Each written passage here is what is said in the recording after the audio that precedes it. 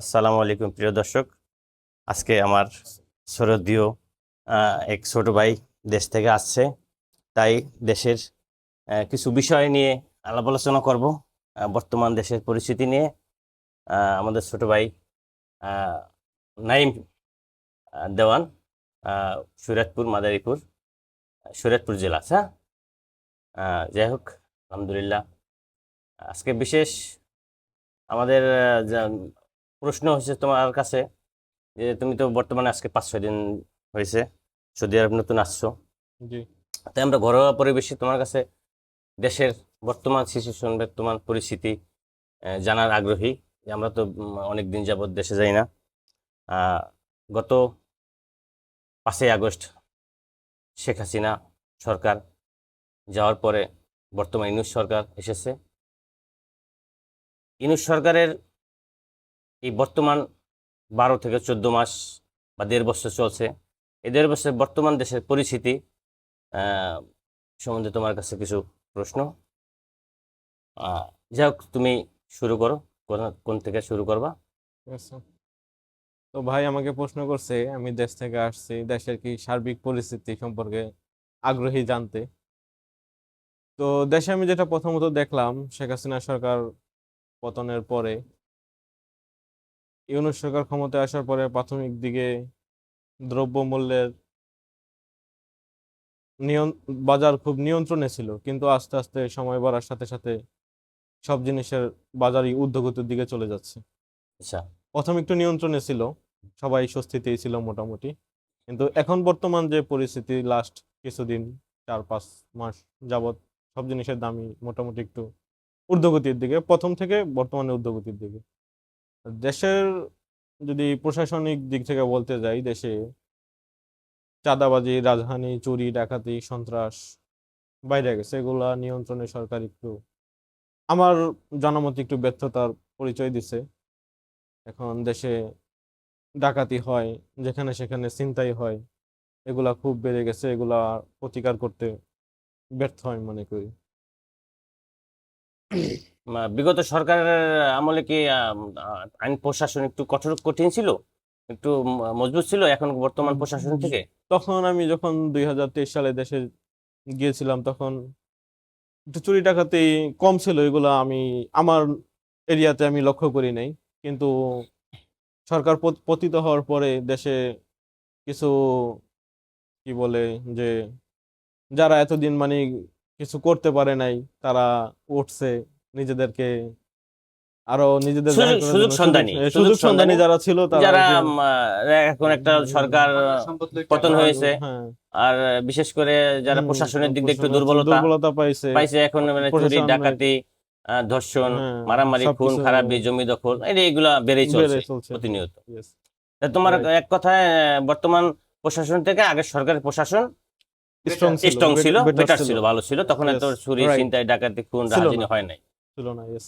আলহামদুলিল্লাহ, তোমার প্রশ্ন শুনে আমার কাছে ভালো লাগলো। তবে শেখ হাসিনার ফেসিস্ট বলে মানুষে, উনি অনেক দিন ক্ষমতা ছিল, জোর জুলুম অত্যাচার নির্যাতন মানুষের প্রতি করেছে, কম বেশি অবশ্যই করেছে। তার থেকে কি বেশি হচ্ছে না এখন নির্যাতন, জুলুম, চুরি, ছিনতাই, বা দরজার মানুষ বলে আগে দুর্নীতি করছে সরকার? দুর্নীতি তো সবাই করে। আগের সরকার যে দুর্নীতি করছে তার থেকে তুলনামূলক এখন দুর্নীতি বেশি হচ্ছে না দেশে? আচ্ছা, ভাই যেটা প্রশ্ন করলেন যে আগের থেকে কি এখন বেশি হইতেছে কিনা, এখন আমরা বাংলাদেশের মানুষ, বাংলাদেশের রাজনীতি অনেকেই আমরা পছন্দ করি না, অনেকেই পছন্দ করি। কারণ বাংলাদেশের রাজনৈতিক কালচারটা খুবই ভয়াবহ। যে আজকে আমি ক্ষমতায় আছি, আমি আরেকজনের উপর জুলুম করি। যে আওয়ামী লীগ যেরকম ছিল, জুলুম করছে সবার ভাষা মতে, ঠিক আছে, কিন্তু এখনো যারা ক্ষমতায় আছে বা ভবিষ্যতে যারা আসতে পারে, সবাই মানে এই আগ্রহেই বসে আছে যে আমি ক্ষমতাটা কবে পাবো, আরেকজনকে কিভাবে ঘায়েল করব, এই আশা নিয়েই সবাই রাজনীতিটা করে বাংলাদেশে, আমি মনে করি। এখন আমার প্রশ্ন যে বর্তমান সরকার, যে সরকার আসছে, দিন বদলের কথা বলে হুম, আহ, যারা বলছে যে আমরা ওই বৈষম্যহীন বাংলাদেশ চাই, আচ্ছা। আসলে এখন কি বৈষম্য হচ্ছে না? হ্যাঁ, এটা একটা অত্যন্ত হতাশাজনক কথা, যে যে আন্দোলন হলো বৈষম্যের জন্য, বৈষম্য বিরোধী আন্দোলন, বাংলাদেশে কোনো বৈষম্য থাকবে না, মানুষের সমতা থাকবে। কিন্তু স্বাধীন বাংলাদেশ আমরা একটা আশা করেছিলাম যে ঠিক আছে, বৈষম্যহীন বাংলাদেশ আমরা পাবো, কিন্তু আমাদের আশানুরূপ কোনো ফসল আমরা পাই নাই। এখন কি কারণ যারা দলীয় ক্ষমতা নিয়েছে তারা আমাদের সেই আশানুরূপ ফসল দিতে পারে নাই, আগের হতাশ সরকার করছে আমাদের। আগের সরকারগুলি যেরকম দলীয় নেতাকর্মীদের চাকরি দিছে, দলীয় পুলিশ নিয়োগ দিছে, দলীয় যে কোনো প্রতিষ্ঠান দলীয় করছে, দলীয়করণ করছে। এখন কি বর্তমান যে সরকার আসছে, মানে যাদেরকে যে ছাত্র জনতা তাদেরকে আনছে, তারা কি এখন এখানে ইনভলভ না? তারা কি তাদের নিজস্ব লোকজন প্রতিটা, ধরো বর্তমান বিচার বিভাগ, প্রশাসন এবং তোমার সচিবালয় বলো, যে কোনো প্রতিষ্ঠান বলো, সরকারি প্রতিষ্ঠানগুলো কি তাদের নিয়োগ বাণিজ্য চলছে না? হ্যাঁ, ভাই যে প্রশ্ন করছে, প্রশ্নটা অনেকাংশে ঠিক।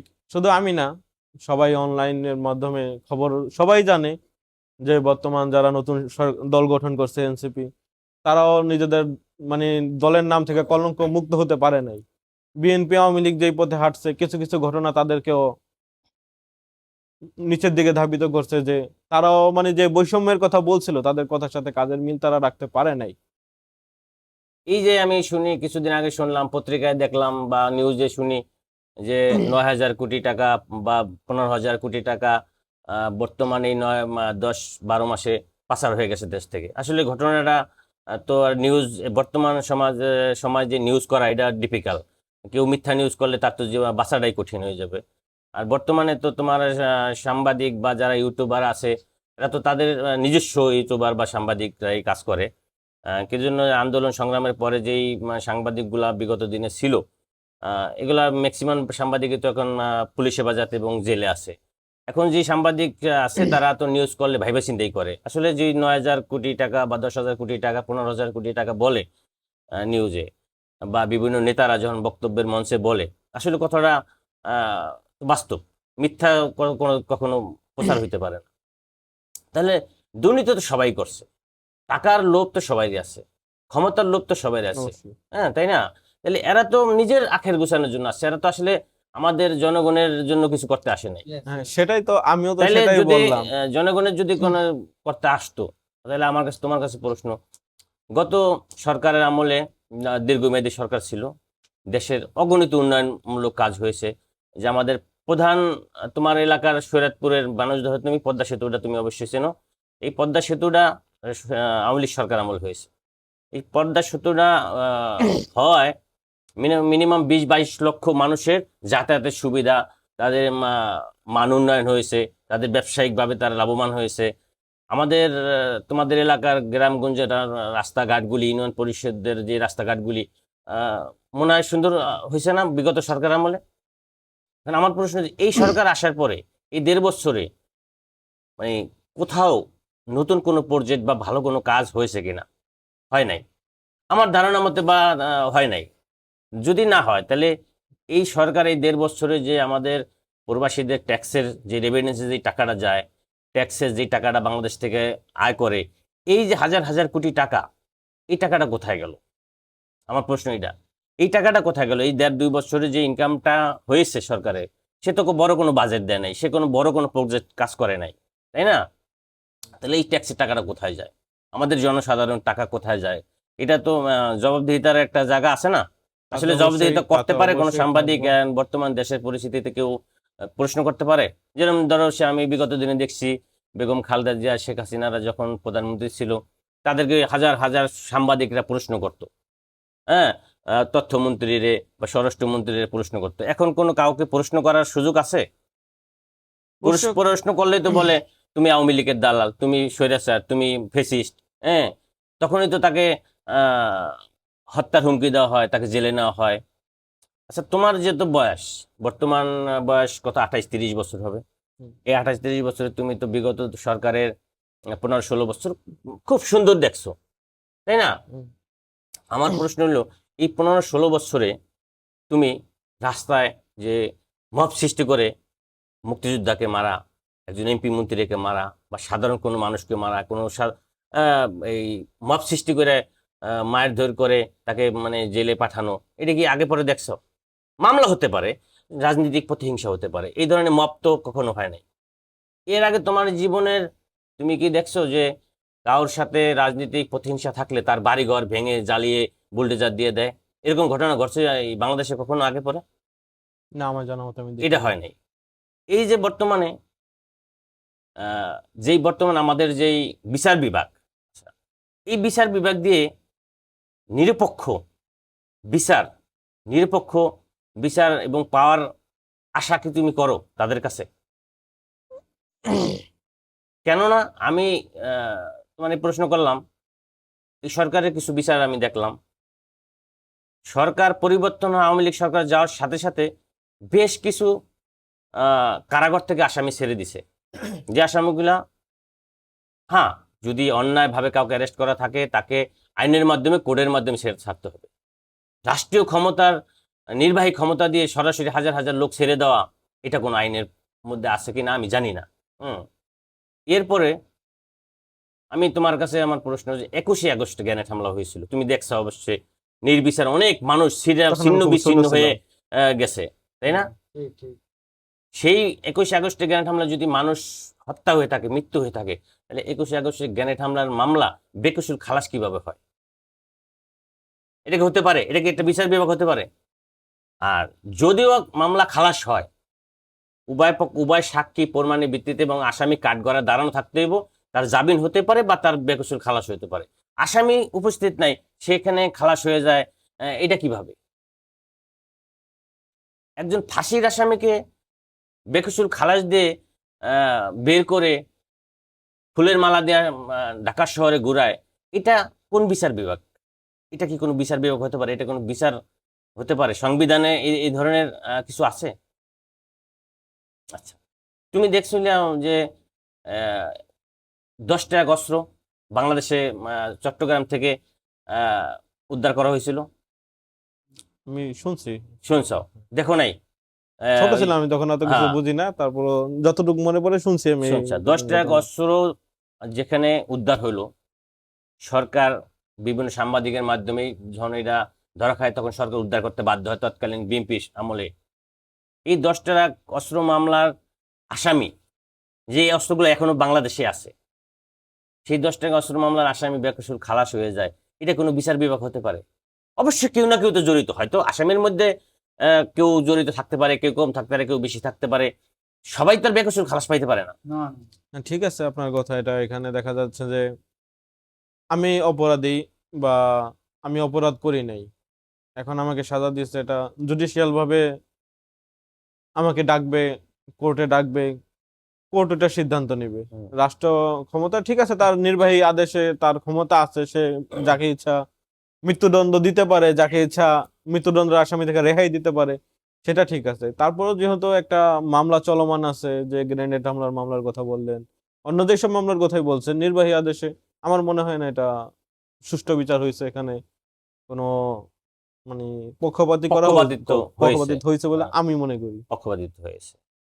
এখন আসি তোমার বর্তমানের আমাদের সমাজের মুক্তিযুদ্ধ, মহান মুক্তিযুদ্ধে যারা অংশগ্রহণ করেছিল, সেই মুক্তিযোদ্ধাদের যারা জুতার মালা গলায় দিয়ে অপমান করে, তাকে নির্মমভাবে আঘাত করে, এটা কতটুকু দেশের আহ, প্রশাসন এবং মনে কর তোমাদের যারা বর্তমান সুশিক্ষিত যারা ছেলেপানা আছো, তোমাদের কাছে কতটুকু গ্রহণযোগ্য? আসলে তারা যেই মানুষগুলি দেশের জন্য নিজের জীবন উৎসর্গ করে দিয়ে যুদ্ধে গেছে, সেই মানুষগুলি আজকে অপমানিত হচ্ছে আমাদের কাছে। এই বিষয়টা খুবই হতাশাজনক। যাদের অবদানে আমাদের বাংলাদেশ, তাদেরকে ছোট করা বা তাদেরকে হেয় করে জনসম্মুখে উপস্থাপন করা, এটা খুবই লজ্জাজনক ঘটনা বাংলাদেশের ইতিহাসে। কারণ যাদের মানে ইয়ে না হইলে, যাদের উম, শরীরের রক্ত ঘাম ঝরানো এই দেশের মাটি, প্রতিটি মাটিকণা তাদের কথা বলে যে দেশটা তারাই স্বাধীন করলো, এখন তারা যদি এদেশে অপমানিত হতে হয়, তাহলে তাদের সম্মান কে দিবে? আচ্ছা, তোমার দ্বিতীয় প্রশ্ন, বর্তমান যে ছেলেমেয়েরা নিজের শিক্ষাগুরু, যারা আমাদের যারা শিক্ষাগুরু বলি, যাদের মাধ্যমে আমরা হাতে কলম ধরি, যারা শিখি, সেই শিক্ষাগুরুদের যারা গালে থাপ্পড় দেয়, যারা জুতার মালা গলায় দেয়, যারা ঘাড় ধাক্কা দিয়ে মানে স্কুল কলেজ থেকে বের করে দেয়, এই ছেলে মেয়েরা ভবিষ্যতে তাদের নিজের জন্মদাতা পিতা মাতাকে সম্মান করবে, এটা তোমার এটা কাছে মনে হয়? কখনোই আশা করা যায় না। দেশের জন্য কারণ কতটুকু ভালো সন্তান? একটা মানে কোনো একজন শিক্ষকের কাছ থেকে কেউ যদি একটা অক্ষরও শিখে, শিক্ষক না সে যেই হোক, আমার বড় ভাই সে যেই হোক, কারো কাছ থেকে যদি আমি একটা অক্ষরও শিখি, সে আমার ওস্তাদ, তাকে সম্মান উপযুক্তভাবে দিতে হবে, তাকে কোনোভাবেই অপমান করা, অপদস্থ করা যাবে না। এটা আমাদের নৈতিকতার শিক্ষা। যাই হোক, তুমি সুন্দর কথা বলছো, তোমার কথা শুনে আজকে ভালো লাগলো। আমার শেষ প্রশ্ন তোমার কাছে আজকে, যারা আমরা ঘরোয়া পরিবেশে ব্যক্তিগতভাবে আলাপ করছি, যাই হোক, এটা আমরা ওইভাবে সাজিয়ে গুছিয়ে নিয়ে নিই, আমাদের মনে যখন যেটা আসছে প্রশ্ন করছি। ভুল ত্রুটি হতে পারে প্রশ্নের মধ্যে, কেউ ভুল হলে ক্ষমা করবেন। আমার শেষ প্রশ্ন, আমরা দেখেছি ইসরায়েল এবং ফিলিস্তিনের যুদ্ধ হয়েছে। আচ্ছা। যুদ্ধে বিশ্বের অনেক দেশেই তাদের ধিক্কার জানাইছে, প্রতিবাদ করছে। কেউ কাগজে কলমে করছে, কেউ মুখে করছে, কেউ অন্তরে করছে। কেউ অন্তরে করছে। এখন আমার প্রশ্ন, বাংলাদেশে যে ইসরায়েল বিরোধী সম্মেলন বা মিছিল হয়েছে, তাতে আমরা কতটুকু, ইসরায়েল কতটুকু ক্ষতিগ্রস্ত হইব, ফিলিস্তিনি কতটুকু লাভবান হইব, বা আমরা কতটা লাভবান হইব, এটাই হলো আমার প্রশ্ন। এখন সেখানে একটা দেশের যুদ্ধ চলছে, আমরা আমাদের সরকারিভাবে তাদের একটা নিন্দা নিন্দা প্রশ্ন জানাইতে পারে, তাদের সরকারি যে ইন্টারনেটে বা আছে বা অনলাইনে তারা বলতে পারে, টুইটারে বলতে পারে, বা অন্যান্য দেশের সাথে সহমত পোষণ করতে পারে মুসলমান কান্ট্রি হিসাবে। এখন আমাদের দেশের নিজের দেশের আলেম এবং ওলামা নামের যারাই হোক, সর্বস্তরের মানুষ ধিক্কার জানাইছে, রাস্তায় নেমে আসছে। তাতে করে বিশ্ব দেখছে যে আমরা মুসলমান কান্ট্রি একতাবদ্ধ আছে, আমরা ধিক্কার জানাইছি, ঠিক আছে, আলহামদুলিল্লাহ, ভালো একটা দিক। এখন সেই ভালো কাজ করতে যেয়া যারা আজকে ফিলিস্তিনির পণ্য প্রত্যাহার, যারা ফিলিস্তিনির পণ্য ব্যবহার করবে না, হ্যাঁ, ইসরায়েলের, এবং আমরা ইসরায়েলের পণ্য প্রত্যাখ্যান করবো বা ব্যবহার করবো না, ঠিক আছে, তাদের ভালো দিক এটা। আমরা আমরা কি পারি? চায়নাও তো ইহুদি কান্ট্রি, আমরা কি পারি? ইন্ডিয়া তো হিন্দু কান্ট্রি, বা অন্যান্য ইহুদি কান্ট্রি আছে, তাদের পণ্য তো আমরা ব্যবহার করি। তাহলে আমরা ইসরায়েলের পণ্য ব্যবহার করতে পারবো না, ঠিক আছে, আমাদের যখন একটা আর্জি, ফিলিস্তিনের পক্ষে আমরা যখন নামছি, তাহলে এই যে ইসরায়েলের যে কিছু প্রতিষ্ঠান আমাদের বাংলাদেশে আছে, যেমন কেএফসি, বাটা, বা আরো অন্য অন্য অন্য আদার্স বহুত কিছু আছে, তাদের প্রতিষ্ঠান, তাদের ইসরায়েলি প্রতিষ্ঠান, সেটা চালায় আমাদের বাংলাদেশি মানুষই, আমাদের বাংলাদেশি ব্যবসায়ী তাদের এটা লিসে আনছে বা কন্ট্রাক্টে আনছে, বা আমরা একটা প্রতিষ্ঠান গড়ছি। আমাদের এই প্রতিষ্ঠানগুলোতে কাজ করে বাংলাদেশি মানুষই, অন্য দেশের মানুষ তো কাজ করে না, আর মালিক বাংলাদেশি। আমরা এটা তাদের একটা এজেন্ট আনছি, তাই না? তাহলে এই যে আজকে হাজার হাজার মানুষ যাইয়া জনতা, ছাত্র মানে জনতা বলে, তোমরা ওলাম আলেমা বা দাড়ি টুপি মাথায় দিয়ে বিভিন্ন আল্লাহর এবং রাসূলের দোহাই দিয়ে এই যে প্রতিষ্ঠানগুলো ধ্বংস করলো, তাতে তো লস ক্ষতি হয়েছে আমাদের বাংলাদেশি মানুষেরই, আমাদের বাংলাদেশের লেবার, বাংলাদেশের মালিক, বাংলাদেশের ট্যাক্স, ভ্যাট ট্যাক্স আমরাই আমাদের বঞ্চিত হইতাছি।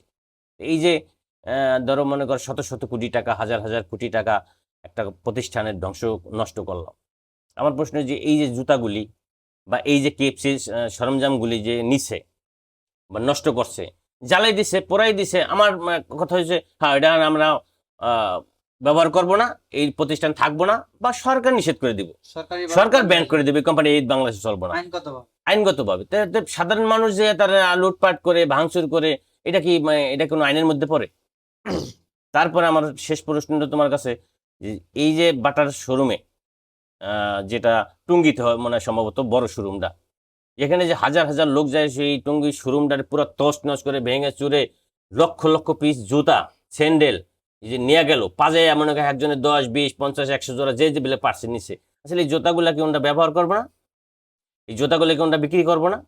এই জুতাগুলো তো মানে যে না ব্যবহার, আমরা এটা প্রত্যাখ্যান করলাম, এই ফালাই দিলাম, জ্বালাই দিলাম, আগুন জ্বালাই দিলাম, তা তো করে নাই, তারা তো নিয়ে গেছে চুরিকেরা।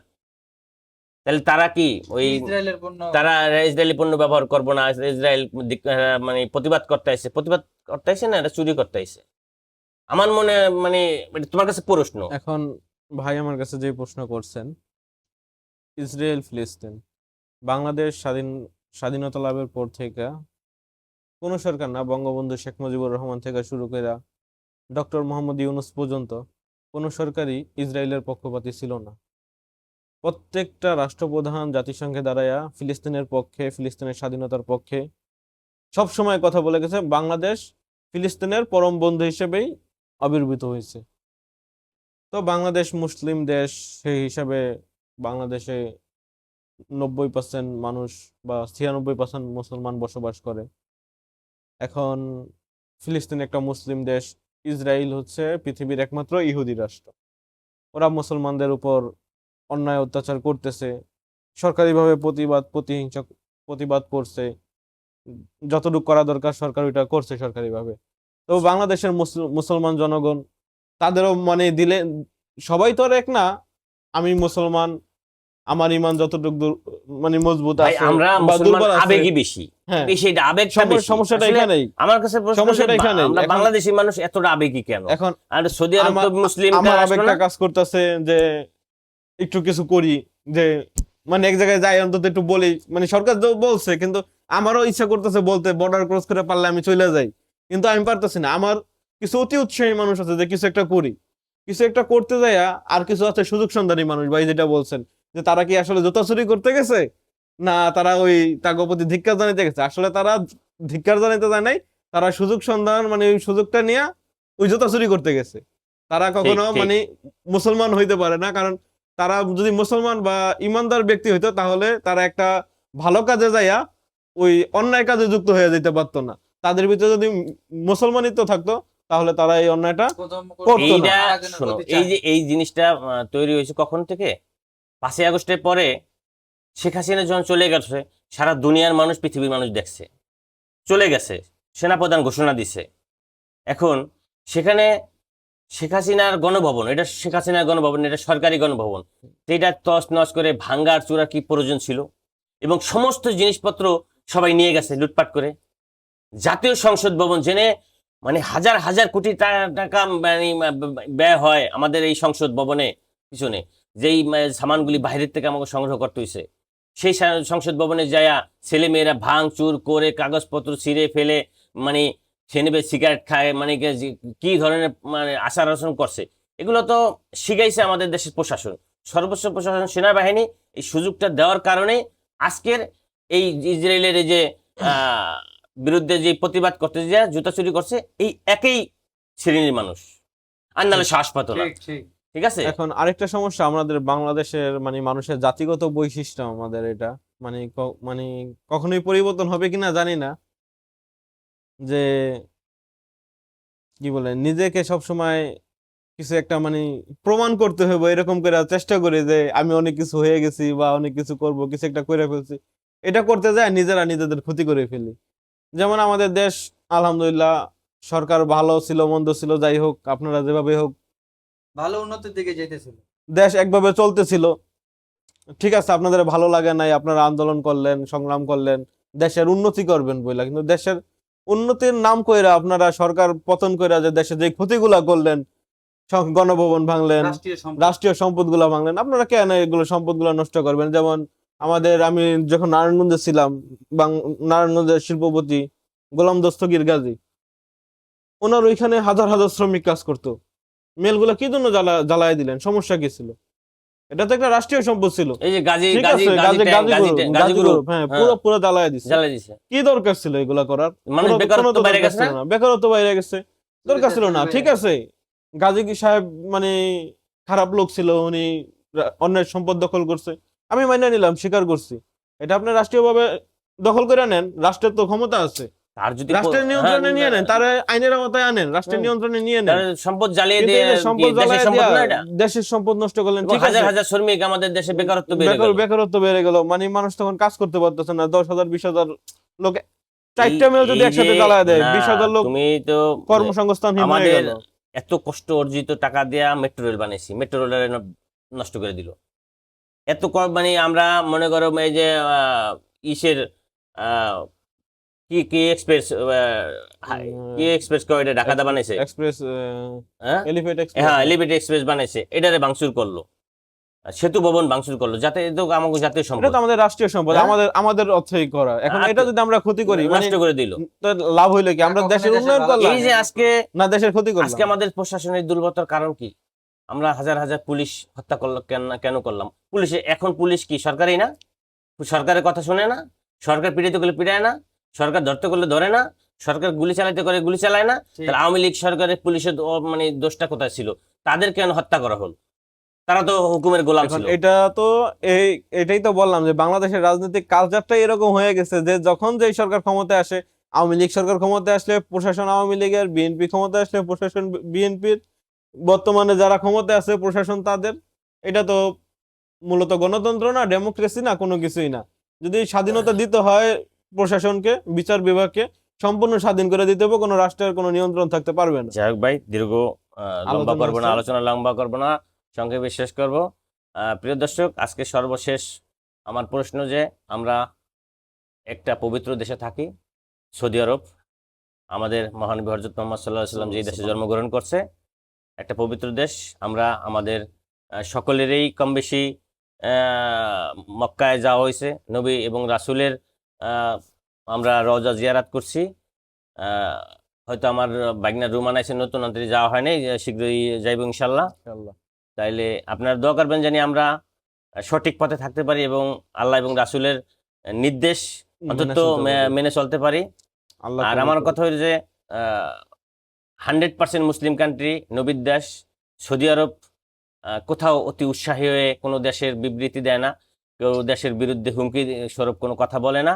তারা নিয়ম মাফিক, আইন মাফিক এবং তাদের কাজ করে। কোরআন অনুযায়ী, আইন অনুযায়ী তারা কাজ করে। এবং তারা এই যে ইসরায়েল ফিলিস্তিনি যে লড়াই হয়েছে, তারা বিবৃতি দিছে, ঠিক আছে, তারা অতি উৎসাহী হয়ে দেশে ভাঙচুর, লড়াই, ক্ষতি যুদ্ধ করে না। করে নাই। এই দেশে অনেক সরকারের যে হাজার decision হাজার নেয়, ওই কেএফসি decision- প্রতিষ্ঠান আছে, হাজার হাজার বাটার প্রতিষ্ঠান আছে, বিভিন্ন ইসরায়েলের বহুত প্রতিষ্ঠান আছে, কোকোকোলার প্রতিষ্ঠান আছে। অতএব এগুলো তো ধ্বংস করে নাই, কেউ কেউ নষ্ট করে নাই, এর ধারেও যেতে পারে নাই, ঠিক আছে? এই ধরনের চিন্তায় দেশে করতে পারে না। সরকারের আমাদের এই আইন দেশে একটা পুলিশ প্রশাসনের গায়ে একটা ফুলের টোকা দিলে সাথে সাথে গুলি করে মানুষ ফালাই দেয়। এই দেশে এরকম করা আইন, এই দেশে পুলিশের সাথে কথা বলবো তো দূরের কথা, গায়ে হাত দিব তো দূরের কথা। যাই হোক, আমাদের দেশটার আইনি দুর্বলতার কারণে আমাদের দেশের মানুষ এই যে হিংসা বিদ্বেষ বেশি চলছে, খুন খারাপি এখন বর্তমান সমাজে প্রতিনিয়ত। আজকে আমি, প্রিয় দর্শক, আমি আজকে দেখেছি 4 বছরের একটি বাচ্চা ফ্যামিলি আওয়ামী লীগ করার কামলে 4 বছরের একটি বাচ্চাকে মেরে জঙ্গলে গাছের সাথে ঝুলিয়ে রাখছে। ইন্না লিল্লাহ। আমি আজকে নিজেই আল্লাহ দেখেছি, করুন। আমার ভিডিওটার আমি রাখছি, যে বাবা মা আওয়ামী লীগ করার কারণে, ফ্যামিলি আওয়ামী লীগ করার কারণে ছেলেটাকে নির্মমভাবে হত্যা করেছে, পুলিশ যে উদ্ধার করছে। গত পরশুদিন একটা ভিডিও দেখছি, বাবা মেয়ে সন্তানের লাশ, যুবতী মেয়ের লাশ নদীর থেকে উঠে আনছে 3-4 দিন পরে। এইভাবে যেখানে সেখানে লাশ হচ্ছে, মানুষ ধর্ষণ হচ্ছে, নির্যাতন হচ্ছে। আমি কিছুদিন আগে 60 টুকরা একটা লাশ দেখলাম, তুমি দেখছো কিনা? 60 টুকরা একটা লাশ, দাড়িওয়ালা মতো, দাড়ি সহকারে, মাথা আলাদা, সমস্ত মানে টুকরা টুকরা করা, পুলিশের সামনে বের করে একটা বস্তার থেকে ঢাকা রাজধানীতে দেখাইলো, আমি দেখলাম ভিডিওতে। এইভাবে প্রতিনিয়ত মানুষ হত্যা হচ্ছে, মানুষ মরছে, চুরি ডাকাতি ছিনতাই, মানে এটা বলা যায় না। আমি সর্বশেষ গত 2-3 দিন যাবত দেখতেছি ভূমিকম্প হচ্ছে বাংলাদেশে। আমি ওলামা আলেমা যারা আছে বিগত দিন, আমি বিভিন্ন বক্তব্য, ওয়াজ মাহফিল, নসিহতে শুনছি যে সর্বোচ্চ পাপ, যখন পাপ এত বেড়ে পাপের যায়। বোঝা এতটা ভারী হয়, যখন মাটিতে সহ্য করতে পারে না, তখনই ভূমিকম্প হয়। যদি এটা আলেম ওলামার কথা সত্য হয়ে থাকে, কোরআন হাদিস যদি সত্য হয়ে থাকে, তাহলে আমি মনে করি বাংলাদেশে পাপে জর্জরিত হয়ে গেছে। পাপ এতটাই মানে বেশি হয়েছে যে মাটিতে আর সহ্য করতে পারতেছে না, নাহলে ঠিক, ঠিক। একটানা 3 দিন ভূমিকম্প হওয়ার এখনো আতঙ্ক কাটে নাই, এখনো 9 মাত্রা 9.5 মাত্রার ভূমিকম্প হওয়ার সম্ভাবনা আছে। আশঙ্কা আছে। ম্যাক্সিমাম আমার ফ্যামিলি সহ সকল ফ্যামিলি তাদের জীবনের মায়া ছাইড়া দিছে যে আমাদের মৃত্যু অবধারিত হবে। হ্যাঁ, কোথাও দৌড়ে পালায়া যায় লাভ নাই। আমি আমার সন্তানদেরও বলে দিছি যে বাবা দৌড়ে পালায়া বাঁচতে পারবা না, যদি আল্লাহ নেয় ওই নিরিবিলি এক জায়গায় দাঁড়ায় থাকবা, আল্লাহ যা করে করবে, ঠিক আছে। অতএব আমরা এখনো হেদায়েত হওয়ার বা আমাদের এখনো ভালো হওয়ার সময় আল্লাহ দিছে। আমাদের সামান্য একটু 30 সেকেন্ড 11 সেকেন্ড, মানে 30 সেকেন্ডও না, 11 সেকেন্ডের একটি ভূমিকম্প আমরা সহ্য করতে পারি না, 11 সেকেন্ড অনলি। তাহলে আমরা যদি যে আল্লাহ যদি এর 1 মিনিট রাখতো বা 30 সেকেন্ড 40 সেকেন্ড রাখতো, তাহলে কি হইতো? আল্লাহর যে মায়ের আমরা যদি এখনো বোঝার চেষ্টা না করি, এখনো যদি আমরা হেদায়েতের পথে না আসি, সঠিক পথে না আসি, তাহলে অবশ্যই এই এটার আমাদের পাপের কারণে, মানে তো আমরা সবাই তো পাপী বান্দা না, কিছু মানুষ তো ভালো আছে, নাহলে তো দুনিয়া থাকতো না, ধ্বংস হয়ে যেত গা। আমাদের এই পাপের কারণে, অতিরিক্ত পাপের কারণে কিছু ভালো মানুষও শেষ হয়ে যাবে গা। হ্যাঁ, তারপর আমি রাগে এবং গোসায় আল্লাহ এবং কাছে বলি, আল্লাহ তুমি পুরো দুনিয়াটাই ধ্বংস করে দাও, একবার সমান করে দাও, নতুন করে দুনিয়া সৃষ্টি করো। এলে আমরা পাপে এমন পাপী হয়েছি, পাপী জর্জরিত হয়ে গেছি গা, এত পাপী হয়েছি যে এই পাপ শেষ করা যাবে না। পাপে পাপে মনে করি না এখন। পাপে পাপে মরে নেগা, দিনের বেলায় অগণিত মিথ্যা কথা, হারাম কাজ, জেনা, এটা সেটা করতেই থাকি। লুট, মানুষের সম্পদের জন্য নিজের ভাইরে ভাই খুন করতে দ্বিধা করে না একটা মিনিট। হ্যাঁ, যাই হোক, আজকের মতো এখানে শেষ করি বক্তব্য। ইনশাআল্লাহ। আসসালামু আলাইকুম, ওয়ালাইকুম আসসালাম ওয়া রাহমাতুল্লাহি ওয়া তা ভালো বারাকাতুহু। থাকো। নেই, ইনশাআল্লাহ। ওকে, আল্লাহ হাফেজ। ওকে, আল্লাহ আল্লাহ হাফেজ। দেখো কয়টা বাজে।